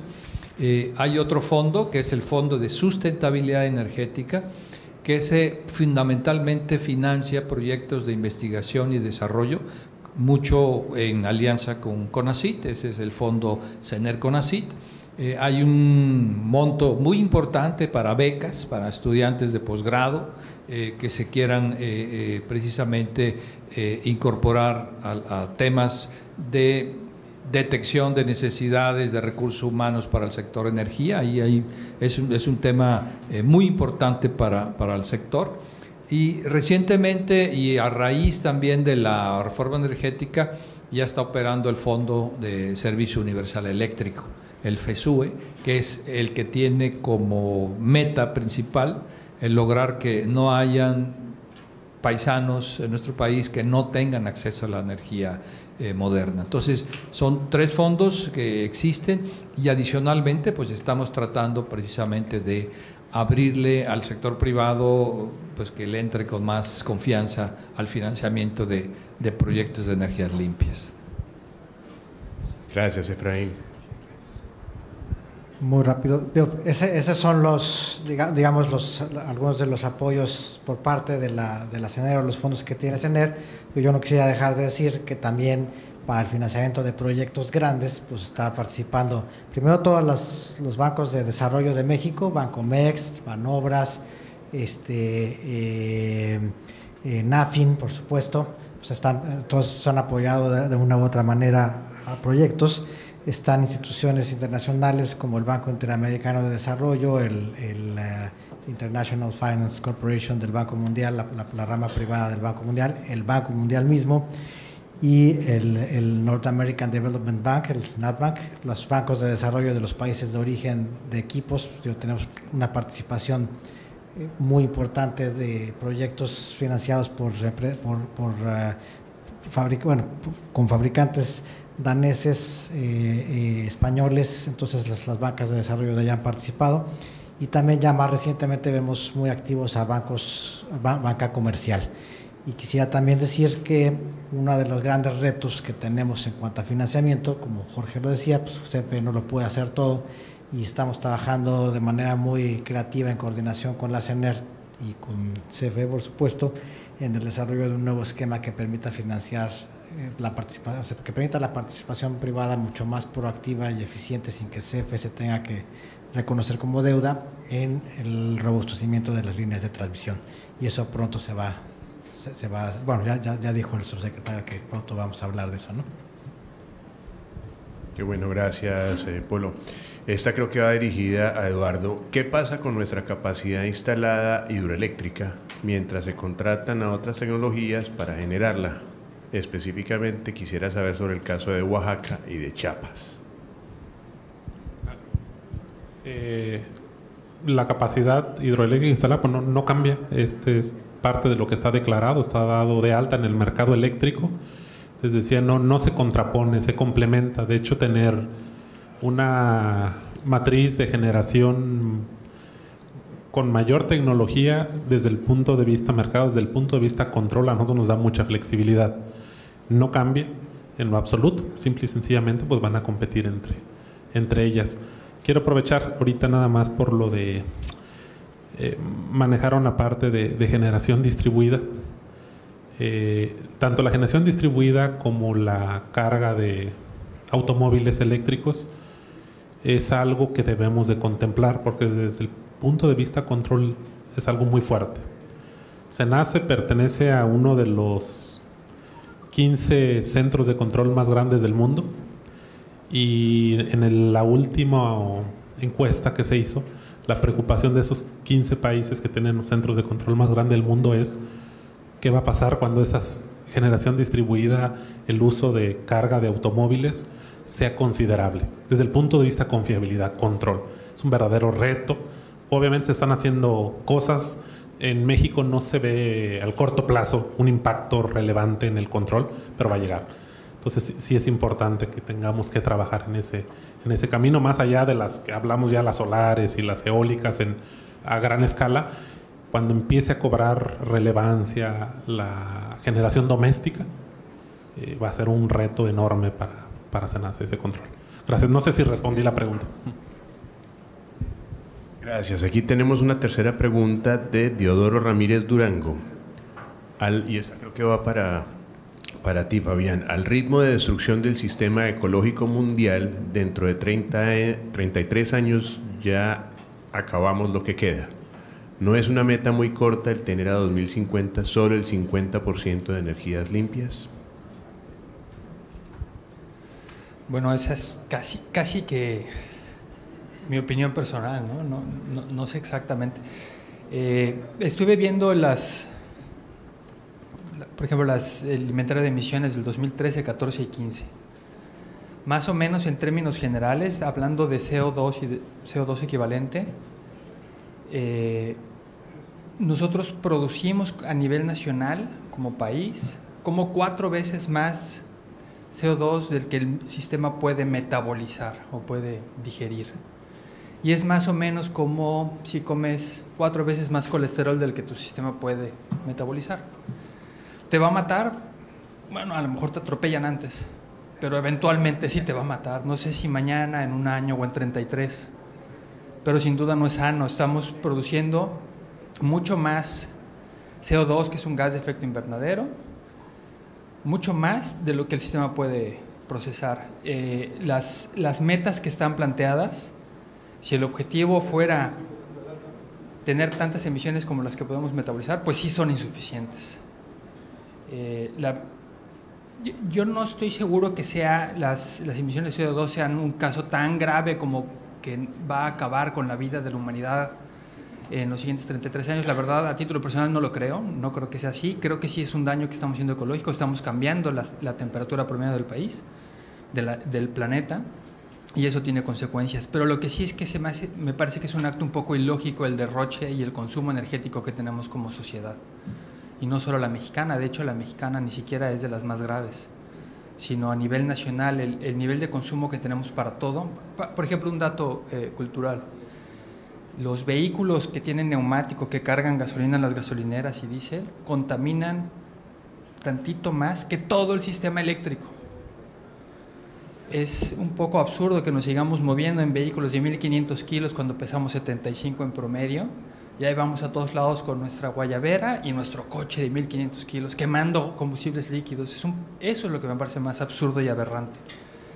No creo que el planeta se acabe en los siguientes 33 años, creo que los retos deben de ser más altos, pero sobre todo un tema de concientización. Un ejemplo de eso es lo que comentaba hace un momento de la intensidad energética. A nivel mundial, la intensidad energética, es decir, el consumo de energía para producir riqueza, cada vez es menor, cada vez somos más eficientes, hay incentivos para ser más eficientes. Vamos a nuestra empresa, en nuestra industria somos más eficientes, producimos más dinero con menos energía, estamos felices y nos subimos a nuestro coche de 8 cilindros y vamos a nuestra casa quemando gasolina, llegamos a nuestra casa, prendemos todos los electrodomésticos a las 8 de la noche, que es cuando sale más cara generar la energía, no paramos el aire acondicionado para poder dormir con un buen suéter, aunque estemos en verano en Campeche.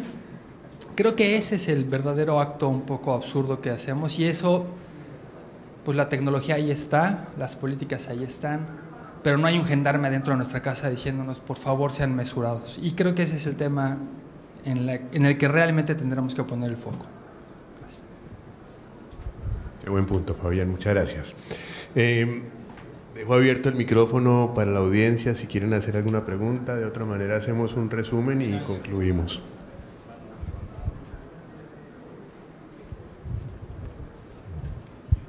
Bueno, primero que nada, buenas tardes. Soy estudiante de Ingeniería en Energías Renovables dentro del Tecnológico Superior de Escárcega, y es una pregunta creo que bastante importante para mí como estudiante. ¿Cuál es la intervención tanto de la iniciativa privada como de la iniciativa federal en cuanto a la capacitación y educación de personal? Porque prácticamente nosotros como estudiantes al momento de salir, y es una realidad que muchas de las empresas que llegan a nuestro país traen a su personal desde su país y prácticamente desplazan la capacidad laboral o desplazan al total de empleados del país, y traen nuevos empleados desde sus países o desde otros lugares. Y los que estamos aquí somos nacionales, tenemos que emigrar a otros países a buscar digamos que el sueño que normalmente aquí en México podríamos tener. Bueno, me gustaría mucho responder esa pregunta.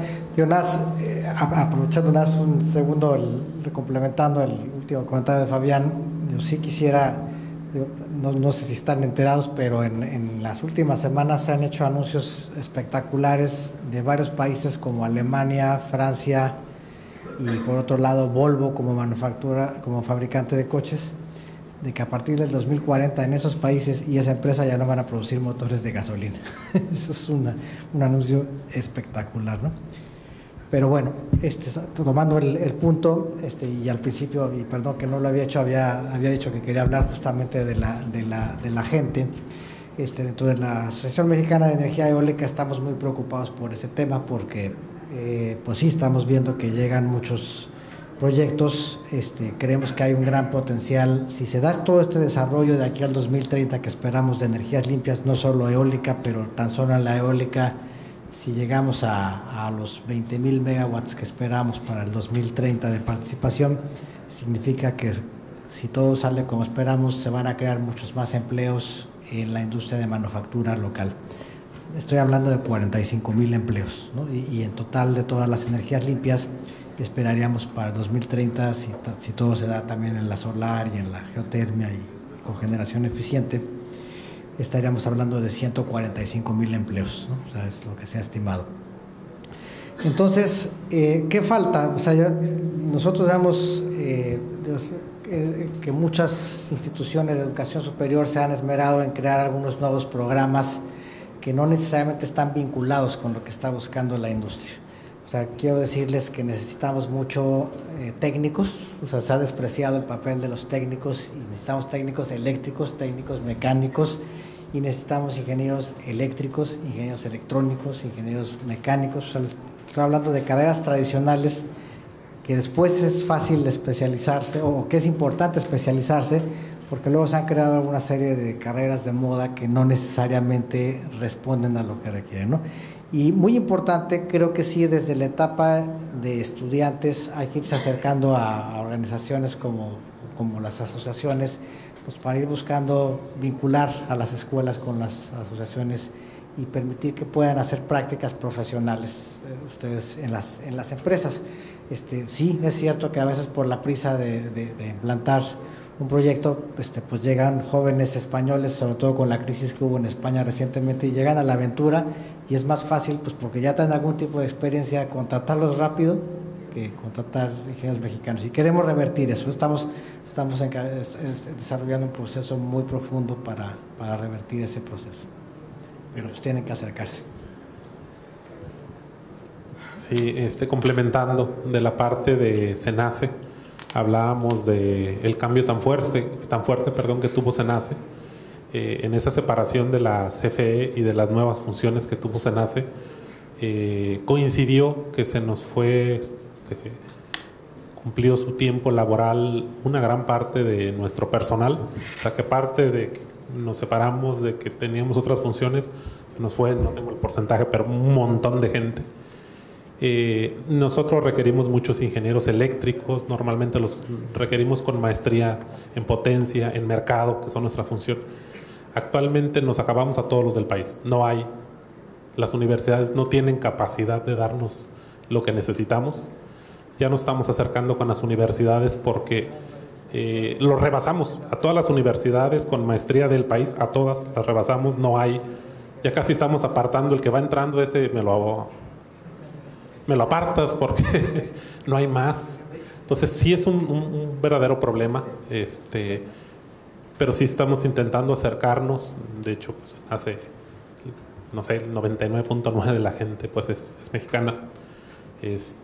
Sí, también hay extranjeros, porque pues también hay gente que ha venido del extranjero a estudiar las maestrías y aquí se ha quedado. Pero estamos muy rebasados de la necesidad de ingenieros eléctricos, que de por sí con ingenieros eléctricos no salen muchos, ¿va? Y ahora de repente la necesidad fue enorme, nos rebasó, creo que en todos sentidos. Gracias. Complementando las respuestas, en el caso de Iberdrola se invierte entre 3 y 4% de las horas laborables a capacitación de los empleados. Esto es algo que no es frecuente en el sector privado, porque hay una clara conciencia de que en la medida que las capacidades, las herramientas, las habilidades de la gente que trabaja se superan, naturalmente el desempeño de la empresa igualmente mejora. Yo haría un comentario que me parece va relacionado con varios de los asuntos que se han tratado aquí, que es, y no es un problema privativo del sector energético o eléctrico, que es la falta de planeación en el país, ¿no? Cuando hablamos de que no hay suficientes ingenieros mecánicos o electricistas y demás, pues es porque nadie le dijo a las escuelas que necesitábamos más ingenieros, ¿no? Entonces se lo dices cuando ya necesitas a 100 ayer, pues esa es una falta de planeación. O cuando le dices al SENACE que necesitas 10,000 kilómetros de líneas de transmisión, pues el SENACE te va a decir sí, pero pues si me hubieras dicho esto hace 5 años, pues las construyo. O si le dices a Pemex que necesita, o no Pemex, pero en Sonora mayor cantidad de establecimientos para almacenamiento de gasolina, para librar el precio de la gasolina en Sonora, pues tiene sentido, pero si lo hubieras dicho hace 5 años, ahorita, bueno. Entonces, lo que nos está pasando en el país es una falta de planeación en general, muy particularmente el caso de la planeación de la infraestructura. Yo creo que ese es un gran reto que tiene el sistema energético y sobre todo, no solamente de la planeación del sector, sino de la interacción de esta planeación con otros sectores. Doy un ejemplo. Se quiere explotar los campos de Burgos de gas para no depender del gas de los Estados Unidos por razones ambientales y no ambientales, que no conviene depender de aquellos de allá ahorita. Bueno, la pregunta es, ¿cómo voy a explotar el gas si no hay caminos? Tú dirás, bueno, pues muy sencillo, pues que el municipio, no sé dónde, en Tamaulipas o en Coahuila, construyan esos caminos. Sí, nada más que esos caminos tienen especificaciones distintas de un camino rural tradicional o de un camino, o sea, una carretera convencional. Son especificaciones porque los equipos son más grandes, son más pesados. ¿Quién va a hacer esas carreteras? ¿Las va a pagar el que va a desarrollar el campo de gas? No lo creo, que es un poco el tema del margen de reserva de los... ¿Mande? ¿Y los derechos de vía? Bueno, los derechos de vía, vamos a que lo resuelvas. Entonces, ¿quién te va a invertir en esas carreteras? Y además las carreteras ya las necesitas porque quieres sacar el gas. Entonces, ese tema de planeación tenemos que irlos reponiendo rápidamente. Y es por eso que hay varias organizaciones, la Cámara de la Industria y la Construcción es una de ellas, el Colegio de Ingenieros Civiles de México es otra, que han estado pugnando por construir un sistema de planeación de la infraestructura nacional, que nos permita adelantarnos a las necesidades. De ahí se derivarían necesidades en temas de personal, de equipamiento, de ciertas capacidades. Y bueno, yo creo que ese es uno de los grandes temas que no se resolverán seguramente en este gobierno, por el tiempo que queda, pero sí debemos de plantear como una urgente necesidad para el siguiente gobierno, tener un sistema de planeación en donde compartan lo que cada una de las entidades por ley le corresponde, el caso de CFE o el caso de CENER y demás, con las otras secretarías. Si la ST no sabe que requiere caminos CENER, pues es imposible que se construyan los caminos y adivine uno del otro, ¿no? Entonces se requiere una mayor coordinación y ese es un tema que tenemos que superar rápidamente en el país. Los problemas de falta de planeación pues los vemos todos los días. Un ejemplo, es el socavón de Cuernavaca, ¿no? Muchas gracias. ¿Alguien más? Telésforo Segura. Telésforo Segura de la Cámara Mexicana de la Industria de la Construcción. Bueno, pues primero felicitar a todo el panel por la practicidad, clara y docta plática que nos han dado esta mañana. A todos mis respetos y muchas felicidades. Y a Sergio, en especial felicitarlo a él y a su grupo Iberdrola por la inversión que están haciendo en México, la apuesta que están haciendo por México. Y bueno, pues como él dijo, ya son casi el segundo productor de energía en México. Y me uno un poquito, nomás que en términos de empresario, al comentario que valientemente hizo aquí el joven, y qué bueno que ellos traen esa energía, traen esa ímpetu. Sergio, donde ha llegado Iberdrola, y hemos visto como empresarios, pues han generado fuentes de trabajo, han desarrollado la cadena productiva, y bueno, pues ahí se quedan, ¿verdad? Para seguir. Donde inclusive las han ampliado, pues bueno, casi ha sido en la mayoría, ha sido para bien también del desarrollo productivo de las zonas.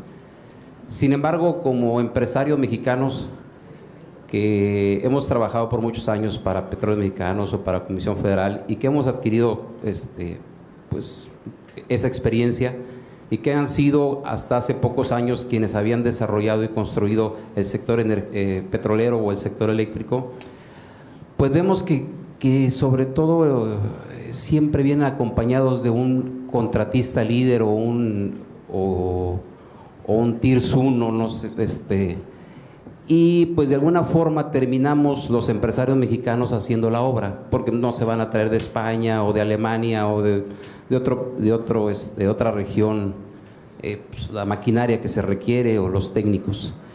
Es pedirte, Sergio, que así como le ha apostado Iberdrola a México, le apueste también al empresario mexicano y se quiten inclusive ese factorcito ahí de sobrecosto al traer una empresa líder.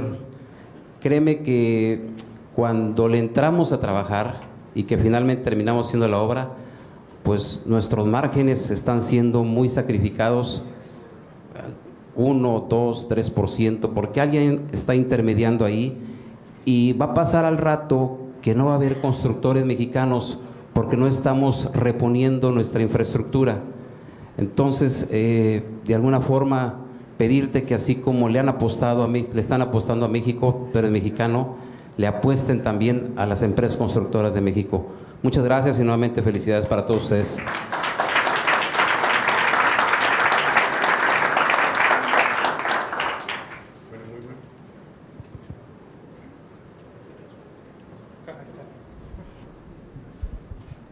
Muchas gracias por el comentario.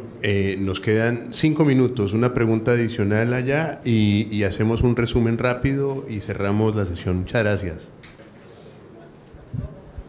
Buenas tardes, gracias por permitirnos estar en este foro, realmente pues de gran envergadura, ¿no?, para nosotros los campechanos. Quiero unirme al comentario que hizo el de la academia, ¿verdad?, que habla de cómo reducir o cómo ahorrar energía. Y por favor, cuando traten de disminuir el caso de los subsidios, como nos pasó en el caso de la gasolina, ¿sí?, no es esa la forma, ¿no?, de decir, es que voy a estar, o el 20% de la población, o el 15% de la población, se tapa del calor o del aire acondicionado, ¿no? Nosotros estamos a unas temperaturas mayores de 40 grados. Entonces, aquí hay que repensar. En la cuestión, yo cuestionaría ahí los institutos de vivienda ese prototipo de vivienda que traen aquí a nuestro estado, al resto de la península, que tenemos otro tipo de clima. Entonces, si nosotros queremos tener un ahorro energético, necesitamos más ventilación, casas más altas. Igual quiero decir, tampoco necesitamos vehículos eléctricos. Necesitamos un transporte colectivo eficaz. Necesitamos una alternativa para dejar el coche en casa o dejar de tener nuestros vehículos. Necesitamos un transporte ferroviario, ¿sí? Nosotros no tenemos ferrocarril, aquí fue concesionado para fines turísticos. Entonces yo cuestionaría, ¿el resto del mundo está en el transporte de ferrocarriles? ¿Sí? Hay que ver a China, hay que ver a Europa, y nosotros, ¿qué tipo de ferrocarril tenemos? Tenemos las vías, tenemos toda una infraestructura. Entonces yo cuestionaría en cuestión de las carreteras al ferrocarril. Sí, vamos a tener nuestra movilidad eléctrica, vamos a tener nuestros coches eléctricos, pero vamos a seguir generando CO2. Sí, vamos a requerir, necesitando tirar árboles para ampliar carreteras. Entonces, yo sí quisiera que viéramos más allá. O sea, ¿dónde está el ahorro energético? ¿Dónde está la Agenda 2030 en este caso, no? De bajar la emisión de CO2, solo les ha platicado, efectivamente, desde otro punto de vista, la sostenibilidad, de tener la energía aquí, pero no de un ahorro energético. Gracias.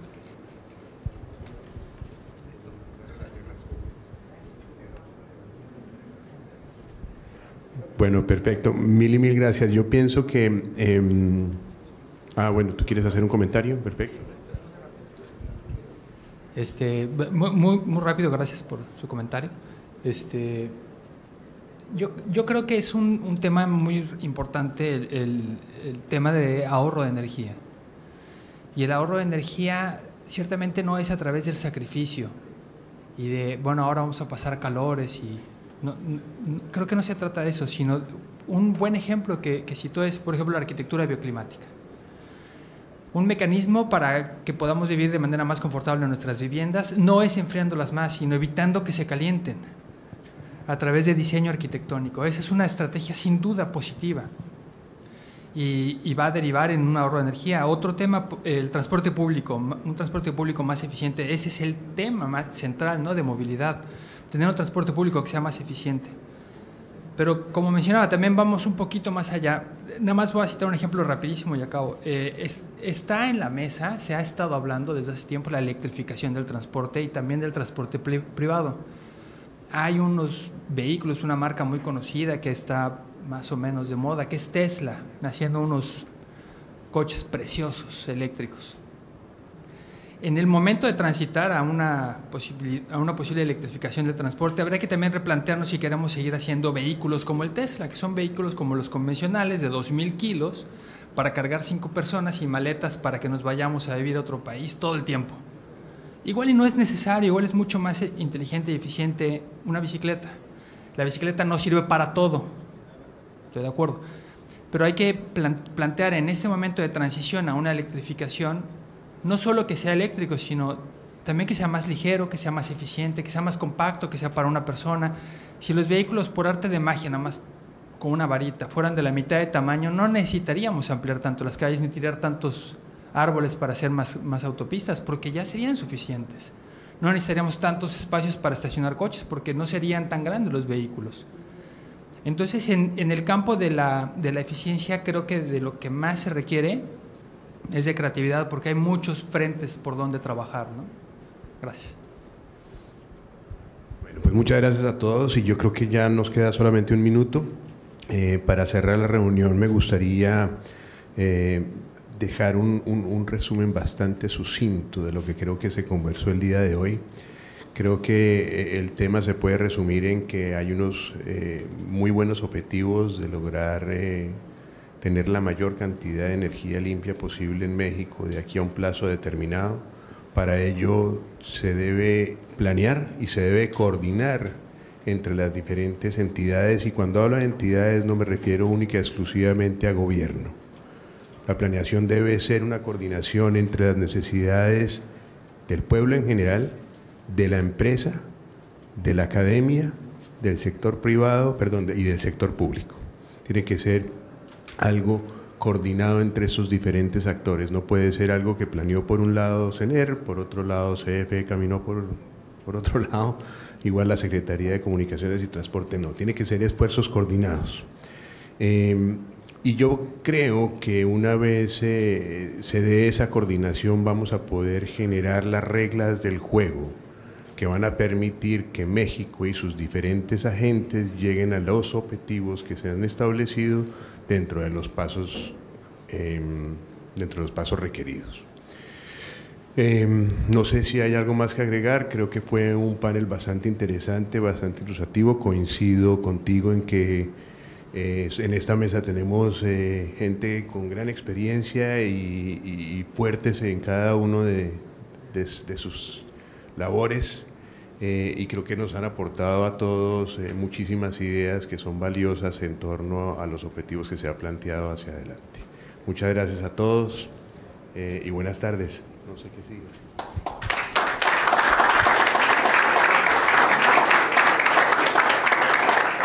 Juan Pablo, si me permites, a nombre de la Cámara Mexicana de Nuestra Construcción, de nuestro presidente Gustavo Arballo, nuevamente muchas felicidades a todos ustedes, a la gente que nos hizo favor de acompañarnos en este foro, gracias. Y bueno, pues de su parte hacerles entrega de un significativo y muy pequeño detalle, pero con mucho cariño, y reconocer nuevamente la docta y amena plática y sobre todo práctica y entendible que nos hicieron esta mañana. Muchas gracias a todos y cada uno de ustedes. Si me permiten, pues se los voy a entregar.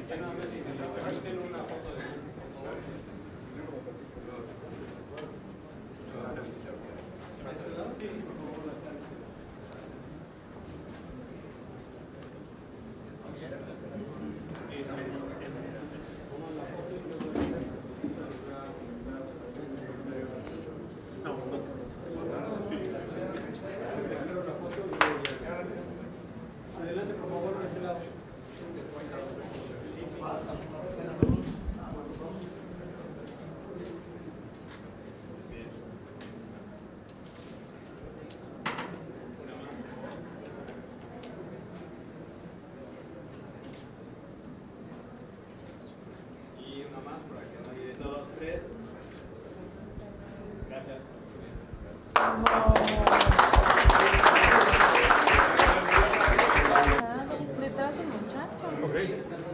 Gracias.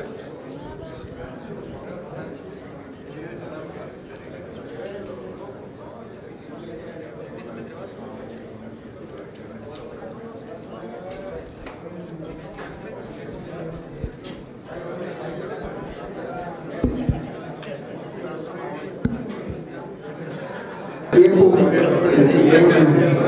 que no hace Rui o para todos,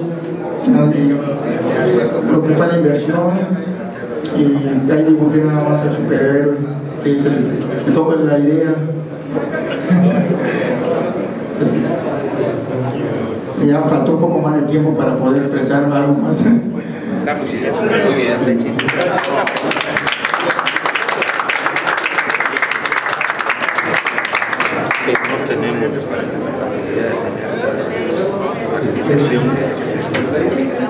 Por último, los invitamos a pasar nuevamente al salón donde fue la inauguración. Ahí vamos a tener